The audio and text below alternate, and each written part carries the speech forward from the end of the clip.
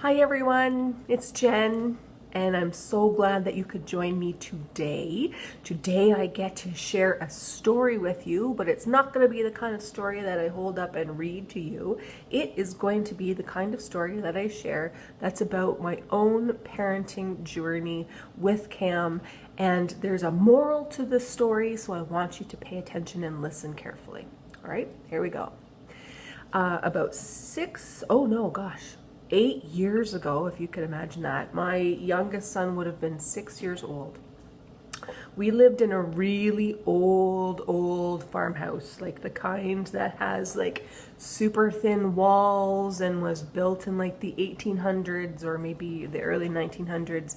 And it was a really old house with the really tall ceilings. And sometimes when you have old houses like that, you get a lot of unwanted things that go with it, like for example, flies. So we had a problem with a lot of house flies in the house one year in particular, and the ceilings are pretty high, like those 12-foot high ceilings, so we would hang the fly strips, the sticky fly strips, to the ceiling, or hang them from the ceiling so that we could catch all the flies. One day, I must have been working, I don't remember exactly. My older two children were taking care of my youngest son, and I came home, and there was my youngest son, his name is Cam, sitting on the steps with 3 sticky fly traps on my carpeted stairway. Okay, the stairs going upstairs, and they were carpeted, and I believe they were like a cream color on top of that too, all right? And this is where oftentimes in our parenting journeys, we encounter situations that make you go, right? It scares you. Or in that case, when I saw the sticky fly traps on my carpeted stairway, it made me go, what? Like, what? Who does that? What are you thinking? Why would you put that on the carpet? How am I going to get the sticky stuff off? That's the kind of stuff that would go through your head as a parent, right? You know, you kind of encounter that instant feeling, and it's that your amygdala is working overtime and you've got all these stress hormones pumping through your body. So what do? In fact, what you do is you remain calm, because that's the only way you're ever going to be able to solve a situation with your child. You got to be able to just chill out for a second, and you have to figure out what's going on before you can take action. So my usual go-to, and I've done this, it's been years, and I've been practicing really hard at being able to do this, be able to keep my emotions in check. And then my go-to is, Cam, tell me about the fly strips on the stairs.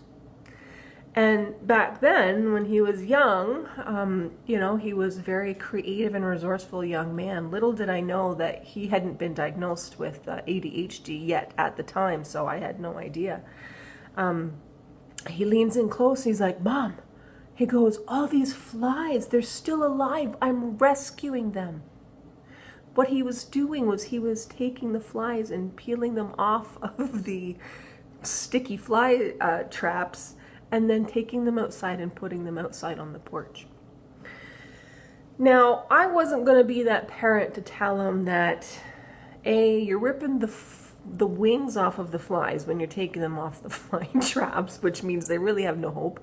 And I also wasn't going to be the parent that was going to tell him that you're putting it on the porch with the big toad that we have, who's probably just more than happy that you're feeding him for the day, all these flies.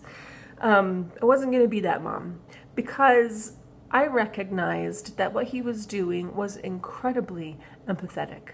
He felt bad for the flies, and I know, to you and I, they're just flies, and honestly, I wanted to get rid of them because I don't want a house full of flies. But to him, they were like these living little creatures, and he felt really bad for them. And when he grows into an adult, my long-term goals for him involve him in being empathetic and thinking about others and being creative and resourceful and solving problems in a peaceful way.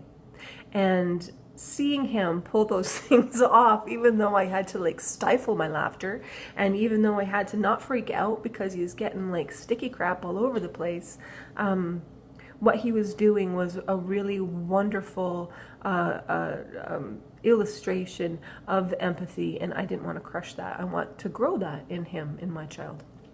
So we decided that we would take the fly strips outside so that he could peel it off, and that I could somehow try and get the sticky stuff off, which I think I managed to do with like vinegar and water, but that was a long time ago.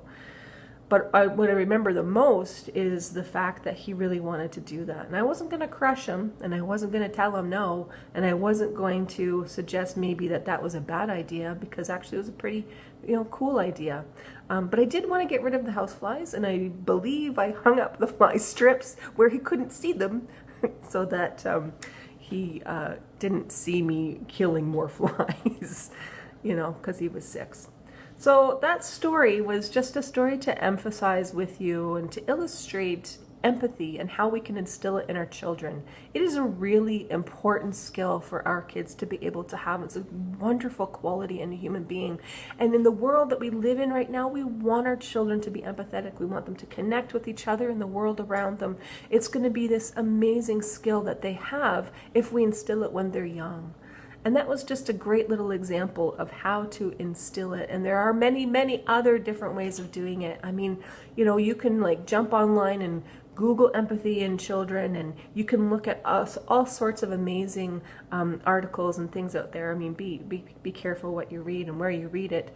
But check it out and learn more about it, and be conscious about doing it with your own children, because it is one of the greatest gifts you could possibly give them. All right. Thanks so much, and have a great day, guys. Bye.